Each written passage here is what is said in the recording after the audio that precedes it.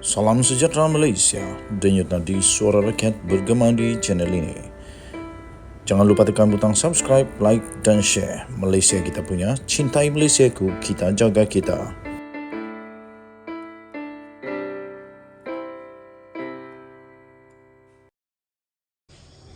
Salam sejahtera Malaysia, denyut nadi suara rakyat bergema di channel ini. Malaysia kita punya, cintai Malaysiaku, kita jaga kita. Sebelum kita mulakan berita seterusnya, sila tekan butang subscribe, like dan share. Sila tinggalkan komen anda untuk penambahbaikan pada video-video yang akan datang. Sekiranya anda ingin menjadi member di dalam channel ini, anda dialu-alukan.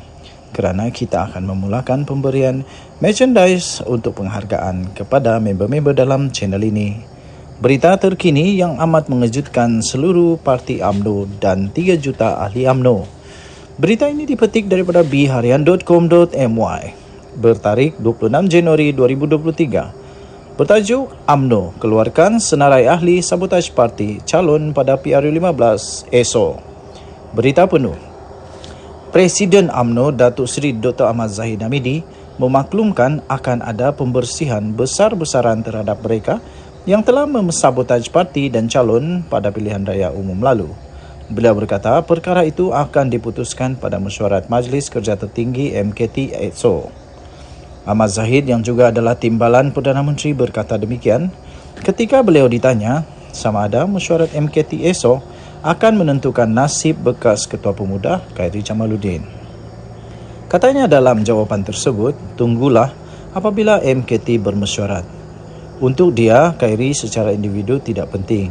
Saya kata dalam Perhimpunan Agung UMNO baru-baru ini, kita akan lakukan pembersihan secara besar-besaran, termasuk mereka yang telah mensabotaj parti dan calon parti pada pilihan raya umum lalu dan mungkin termasuk orang yang menembak kaki sendiri ketika pilihan raya diadakan, katanya dalam kenyataan tersebut. Tambahnya lagi, bila besar-besaran itu maknanya adalah pembersihan. Mana yang belum terasa, InsyaAllah esok malam akan terasa. Katanya pada sidang media selepas mesyuarat penyelarasan bersama Exco Luar Bandar MEX CLUB di sini pada hari ini. Ditanya sama ada keputusan itu dibuat esok, Ahmad Zahid meminta media untuk datang beramai-ramai bagi mengetahui senarai yang terbabit. Katanya tidak boleh beritahu awal.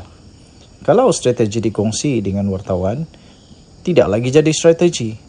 Saya harus embargo maklumat itu sehingga waktunya, katanya. Difahamkan mesyuarat MKT UMNO esok akan menentukan status keahlian Khairy yang juga bekas Menteri Kesihatan. Bekas ahli Parlimen Rembau itu sebelum ini secara terbuka telah mengkritik beberapa pemimpin UMNO selain lantang bersuara supaya jawatan Presiden dan Timbalan Presiden Parti dipertandingkan bagi memastikan amalan demokrasi dalam parti tidak terkubur. Khairy yang tewas bertanding pada PRU15 di Parlimen Sungai Buloh November lalu secara terbuka turut memaklumkan mahu membersihkan UMNO jika menang di kerusi itu.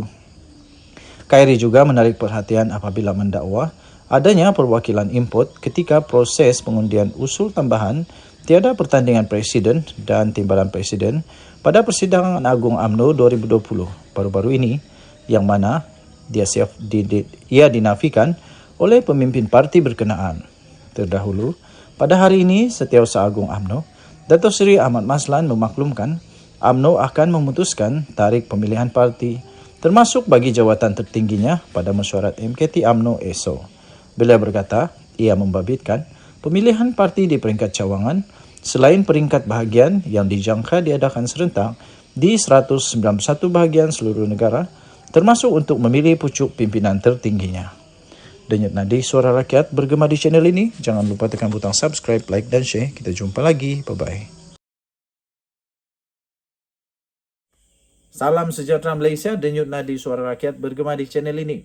Pertama sekali saya ingin ucapkan bilion terima kasih kepada semua yang sudah tekan butang subscribe, yang sudah subscribe dalam channel ini, sudah bersama lama dalam channel ini. Terima kasih bilion. Terima kasih. Bagi yang sudah tekan butang join member, saya ingin ucapkan triliun, zilion terima kasih kerana sudah jadi member dalam channel ini. Bagi yang belum, saya mohon untuk tekan butang subscribe, tekan butang join member sekiranya anda ingin menjadi member dan jadi special dalam channel ini. Kerana kita akan mulakan pemberian goodies souvenir seperti ini, desain baju yang kita sudah pun start untuk berikan. Saya sudah cuba hubungi seorang yang member dalam channel ini, iaitu Mary Haimi David, yang sudah bersama dalam channel saya selama 11 bulan.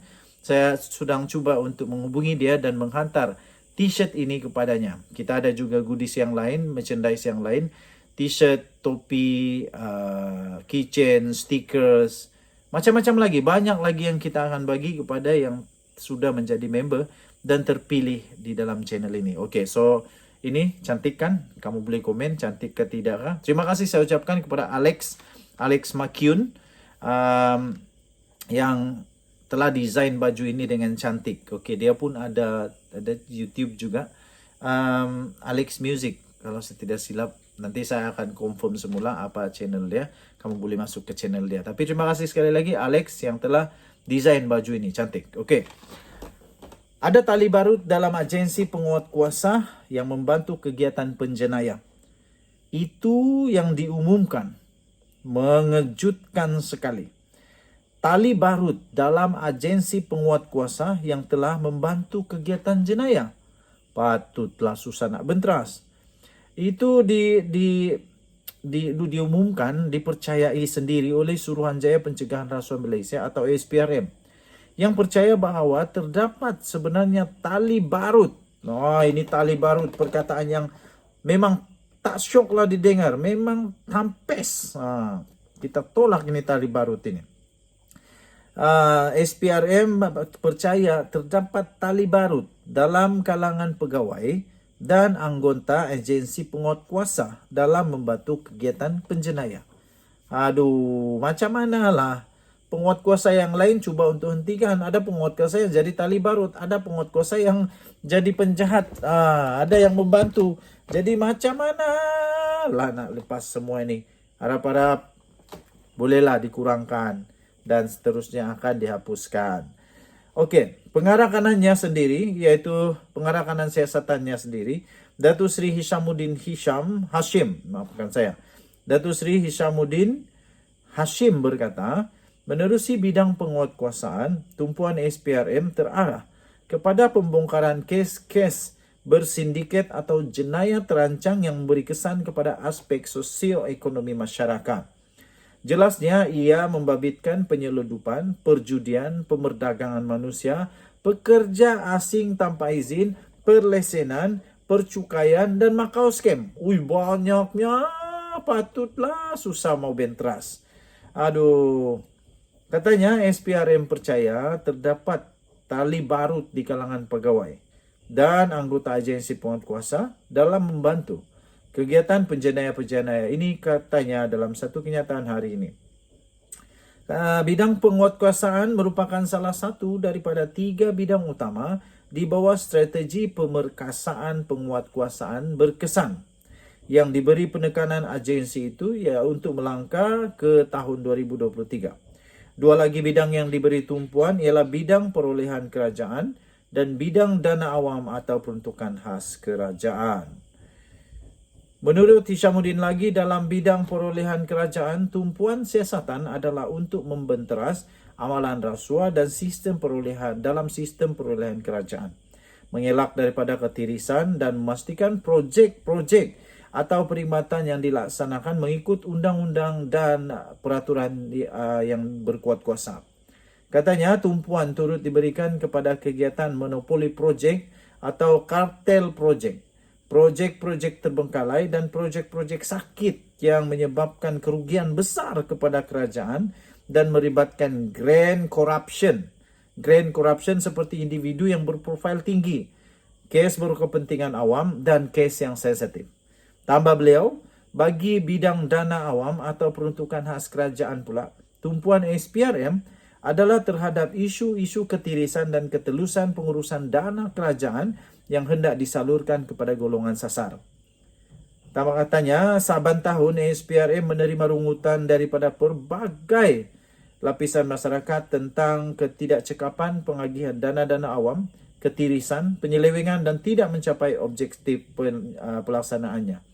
Dia berikan contoh antaranya ialah dana kumpulan wang simpanan, dana kumpulan wang amanah pencen KWAP, skim keselamatan sosial pekerja Perkeso, pakej rangsangan ekonomi prihatin rakyat Prihatin, penjana pelanjana semula ekonomi negara atau penjana, pakej bantuan perlindungan ekonomi dan rakyat Malaysia Permai, dan skim bantuan kepada perusahaan kecil dan sederhana PKS, ujarnya. Dan Yunadi Suara Rakyat bergema di channel ini. Kita jumpa lagi. Bye-bye.